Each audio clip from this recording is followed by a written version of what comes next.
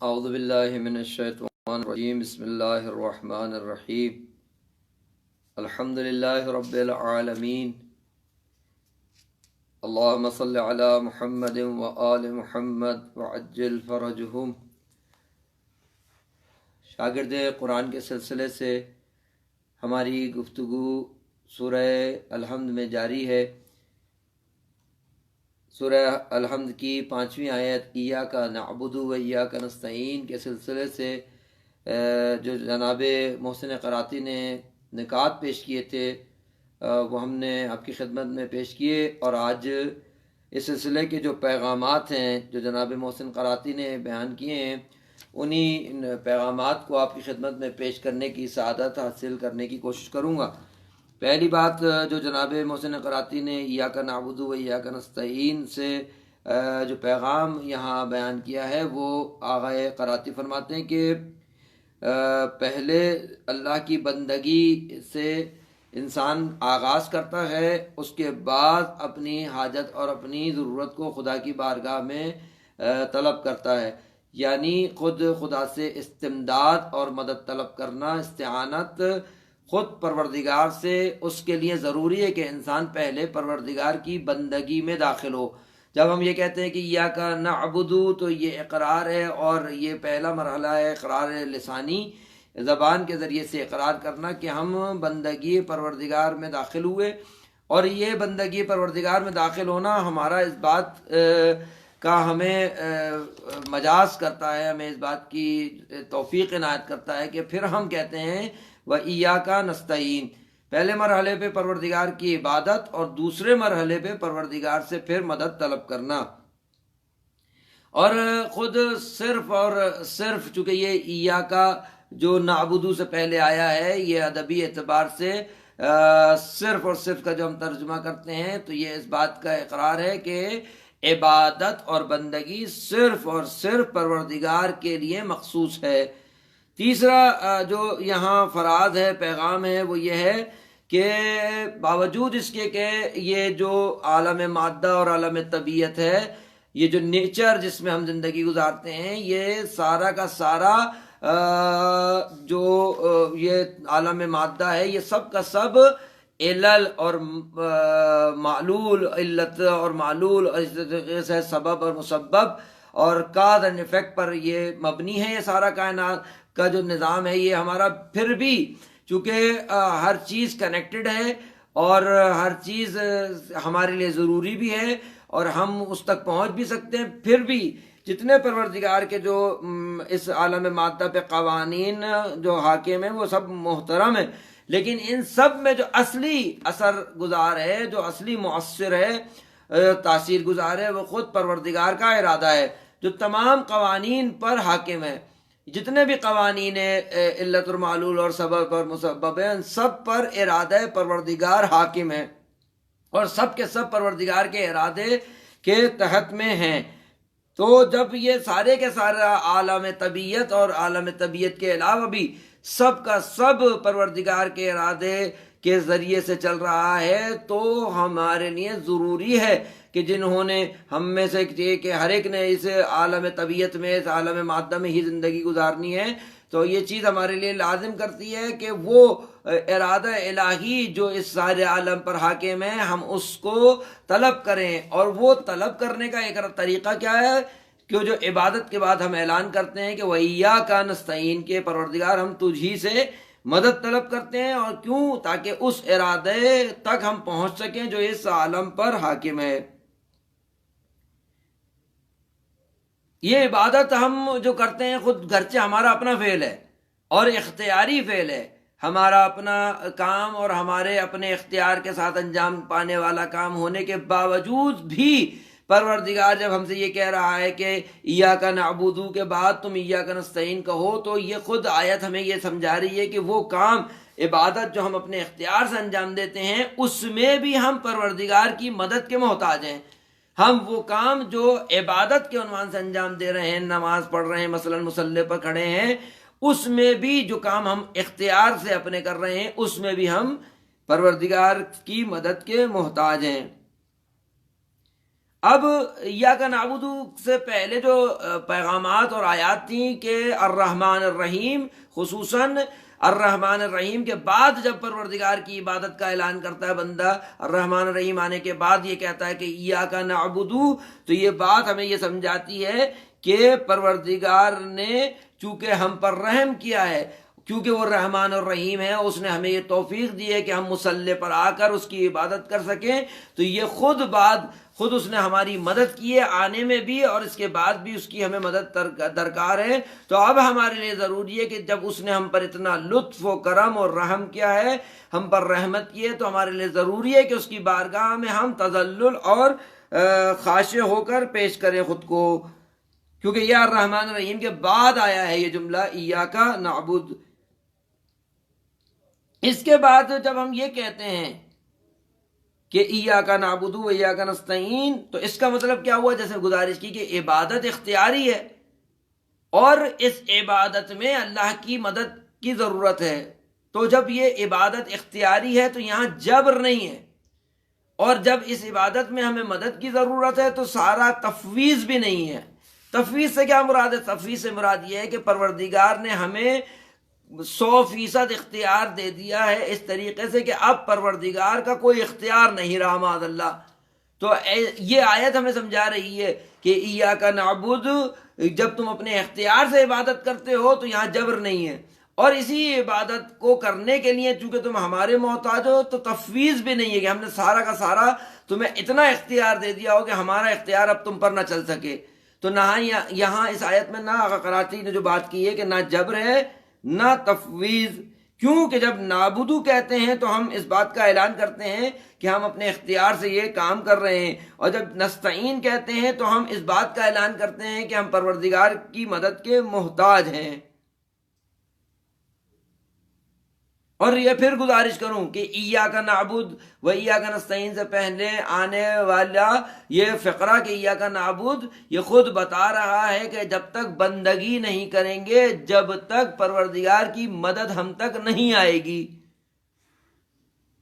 اور جتنی ہم بندگی میں اپنی پروردگار کی بندگی میں اضافہ کرتے چلے جائیں گے، اتنا ہی پروردگار کی مدد سے قریب ہوتے چلے جائیں گے۔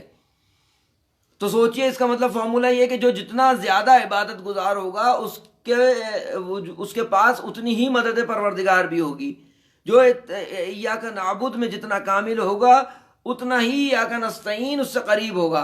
یعنی اتنی ہی مدد پروردگار کی اس بندے تک آئے گی۔ در حقیقت مددگار ذاتی حقیقی پروردگار ہے، لیکن جو جتنی بندگی کرتا چلا جائے گا پروردگار اس کی اتنی ہی مدد کرتا چلا جائے گا۔ اور یہاں مجھے کچھ کہنے میں آر نہیں کہ وہ بندہ خدا اتنا عبادت گزار ہے کہ پھر خود مدد خدا بن جائے، یعنی پھر اس کی مدد خدا کی مدد ہو، خدا کے دیے ہوئے اذن اور اختیار اور ارادے سے اور قدرت سے وہ سب کی مدد کرے۔ تو کوئی ایسا نہ کہے یہی آیت کہ ایاک نستعین کہ صرف اور صرف ہم پروردگار سے مدد مانگتے ہیں، تو گویا غیر خدا، میں نے پہلے بھی گزارش کی، غیر خدا سے مراد وہ ہے جو خدا کے مخالف ہو، خدا کے مقابل راستوں پر جو مددگار بننے کی کوشش کر رہا ہو، نہیں، لیکن جو خدا کی بارگاہ میں عبادت کرتے کرتے کرتے خود کو اتنا بلند کرے کہ پھر خدا کی مدد اس تک نہ آئے، بلکہ وہ خود خدا کی بندوں کے لیے اور خدا کی مخلوق کے لیے مددگار ثابت ہو۔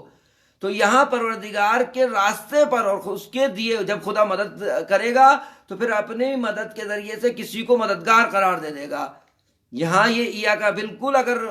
کہا جائے تو ایاک نعبد و ایاک نستعین ایسا نہیں ہے کہ یہ یا علی مدد کی مخالفت ہے، بلکہ جب پروردگار کی بندگی ساتھ میں ہوگی تو یہی یا علی مدد عین توحید بن جائے گا۔ ہم اس کے قائل نہیں ہیں کہ مولا کائنات حضرت علی ابن ابی طالب علیہ الصلوۃ والسلام اگر مدد کرتے ہیں تو پروردگار کے ارادے کے مقابل کوئی خدا نخواستہ معاذ اللہ کوئی ارادہ نہیں، بلکہ وہ خود ارادے الہی کا اظہار ہے۔ پروردگار کی مدد ان سے ہم تک پہنچے گی، کیوں؟ اس کی اصل شرط مولا کائنات کا یہ فقرہ کہنا ایاک نعبد، مولا کائنات عبادت کے کمال پر ہیں، اور جب عبادت کے کمال پر ہیں، بندگی کے کمال پر ہیں، تو خود بخود پروردگار کی وہ نصرت مولا کائنات کے ذریعے سے تمام مخلوقات تک پہنچے گی۔ لیکن اصلی ذاتی حقیقی مددگار خدا ہے، اور یہ مظہر رحمت اور مظہر نصرت پروردگار ہے۔ اور وجہ کیا؟ وجہ یہی ہے کہ جب ایاک نعبد کی منزل گزرتی ہے تو خود بخود پروردگار کی مدد آ جاتی ہے۔ اسی طریقے سے اگر آپ دیکھیے تو یہاں تک پہنچنے تک، یعنی ایاک نعبد تک پہنچنے تک، بندگی تک پہنچنے تک قرآن نے کئی منزلیں طے کرا کے بندے کو یہاں تک لایا ہے۔ قرآن نے کہا کہ پہلے پروردگار کی حمد کرو، الحمدللہ رب العالمین، پھر اس اللہ کی صفات بیان کرو الرحمن الرحیم، پھر قیامت کی بات کرو، قیامت میں اس کے قدرت کے ظہور کی بات کرو کہ مالک یوم الدین، پھر آ کے یہ کہو کہ ایاک نعبد، یعنی صفات پروردگار کا اظہار یکتا پرستی تک لے کے جائے گا تمہیں۔ پہلے پروردگار کی معرفت حاصل کرو، پھر اس کی بندگی کا اعلان کرو۔ سورہ حمد میں یہ نقطہ موجود ہے کہ رب العالمین الرحمن الرحیم مالک یوم الدین، پھر ایاک نعبد۔ نواں نقطہ جو اس میں یہاں بیان ہوا ہے وہ یہ ہے کہ جب نعبدو کہتے ہیں تو نعبدو اجتماعیت اور یعنی جم کا صیغہ ہے، یعنی ایاک اعبد نہیں ہے کہ میں تیری عبادت کرتا ہوں، نہیں، نعبدو کہ ہم تیری عبادت کرتے ہیں۔ تو جب بحث یہ ہے کہ تو جب پروردگار نے جو کہا کہ ہماری بارگاہ میں آ کے نعبد کہو، اعبد نہیں کہو، یہ مت کہو کہ میں تیری عبادت کرتا ہوں، بلکہ یہ کہو کہ ہم تیری عبادت کرتے ہیں، تو اس کا مطلب ہے کہ پروردگار کی عبادت کے آداب میں اور دعا میں یہ ہے کہ انسان خود اپنی نفی کرے اور خود کو اپنے آپ کو نفی کر کے پروردگار کی بارگاہ میں یہ احساس کرے کہ میں حضور پروردگار میں ہوں اور سب کی طرف سے نمائندگی کر رہا ہوں، نہ خود پرستی اور ہوا پرستی اور اپنی اپنی صرف میں کی رٹ لگائے، بلکہ پروردگار یہ چاہتا ہے کہ تم اجتماعیت کی طرف اپنے آپ کو لے جاؤ۔ خود اپنے لیے بھی ظاہر، جو آدمی سب کا نمائندہ ہوگا تو سب سے پہلے تو اسے ہی میسر ہوگی جو سب کی نمائندگی میں ایاک نعبد کہہ رہا ہو اور اس کے بعد ایاک نستعین کہہ رہا ہو، تو خود بتا رہا ہے کہ یہ مدد آئے گی تو پہلے اس کو آئے گی، پھر اس کے ذریعے سے دوسروں تک پہنچے گی۔ تو یہ آخری نقطہ جو یہاں بیان کیا ہے کہ مالک یوم الدین ایاک نعبد، وہاں یہ ہے کہ مالک یوم الدین کے بعد جب یہ ایاک نعبد آیا ہے تو خود جیسی انسان قیامت کی طرف توجہ کرتا ہے مالک یوم الدین کیا کہ خود بخود اس میں ایک خاص جذبہ پیدا ہوتا ہے کہ اب وہ مالک کی پرستش کرے کہ جو یوم جزا کا مالک ہے، یعنی خود قیامت کی طرف توجہ انسان کو عبادت کی طرف راغب کرتی ہے۔ اور یہ بہت بڑا المیہ ہے ہمارے معاشرے کا کہ ہر چیز پر بحث ہوتی ہے، نہیں بحث ہوتی تو قیامت پر بحث نہیں ہوتی، حتیٰ موت پہ بھی کہیں کہیں تذکرہ ہو جاتا ہے، لیکن قیامت کے سلسلے میں کوئی خاص گفتگو نہیں ہوتی۔ انسان اپنے انجام کے بارے میں زیادہ گفتگو نہیں کرتا، حالانکہ کرنی چاہیے تاکہ اس کی وجود میں اور اس کی جو سیر ہے جو پروردگار کی جانب جو جا رہا ہے انسان، اس کی طرف انسان کی توجہ ہو سکے۔ انسان کے لیے خدا نے کہا کہ کہا یا ایھا الانسان انک کادح الی ربک قدحا فملاقی، اے انسان تو پروردگار کی طرف جا رہا ہے اور تجھے اس سے بالآخر ملاقات کرنی ہے۔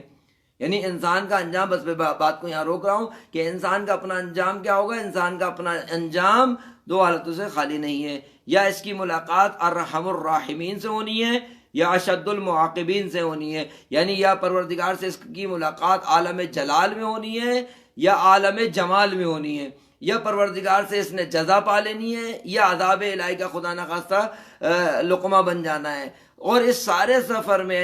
کامیاب لوگ وہ ہیں کہ جن کا نامہ اعمال اعتقاد کے اعتبار سے، عمل کے اعتبار سے مضبوط اور بھاری ہو، اور پروردگار نے خود سورہ قاریہ میں اس بات کو کہا ہے کہ جب قیامت آئے گی اور پہاڑ روئی کی گالوں کی طرح اڑ رہے ہوں گے اور کوئی چیز کسی چیز کا وزن نہیں ہوگا، اما من ثقلت موازینہ، اور جس کا وہاں نامہ اعمال بھاری ہوگا، فہو فی عیشۃ راضیہ، تو وہ شخص کیا ہوگا، عیش سے ہوگا، سکون سے ہوگا، کامیابی کے ساتھ ہوگا، اور جس کا نامہ اعمال خفیف ہوگا اور ہلکا ہوگا وہ عذاب الہی میں مبتلا ہوگا۔ اور نامہ اعمال کے بھاری ہونے کی شرط اساسی اور اصلی توحید پروردگار، اور توحید پروردگار کامل ہوتی ہے رسالت کے اقرار سے، اور توحید اور رسالت کامل ہوتی ہے امامت اور ولایت کے اقرار سے، اور پھر اس کو تکملہ اور درجات کا مرحلہ آتا ہے کہ انسان اپنے اعمال کے ذریعے سے جو ولایت کا مقر ہوتا ہے، جو ولایت کو مانتا ہے، اللہ کو اپنا ولی، رسول کو اپنا ولی، اور مولا کائنات کو اور ان کی اولاد کو، امام زمانہ کو اپنا ولی مانتا ہے، اس کو اپنے درجات کی تکمیل کے لیے عمل کی ضرورت ہوتی ہے۔ جنت میں داخلہ ایک مرحلہ ہے، جنت کے مقامات عالیہ اور علیہ کا مرحلہ اپنی جگہ ہے۔ تو انسان قیامت کا تذکرہ جب توجہ کرتا ہے مالک یوم الدین کے ذریعے سے، تو اس کے اندر ایک حس پیدا ہوتی ہے پروردگار کی عبادت کی اور پروردگار کی ستائش کی، جو سلسلہ الحمد سے شروع ہوتا ہے اور ابھی تک ہمارا سلسلہ ایاک نعبد و ایاک نستعین سے ہے۔ انشاءاللہ اگر خدا نے توفیق دی تو اگلے مرحلے میں انشاءاللہ اہدنا الصراط المستقیم کی گفتگو ہوگی۔ الحمدللہ رب العالمین، اللہم صلی علی محمد وعلی محمد وعجل فرجہم۔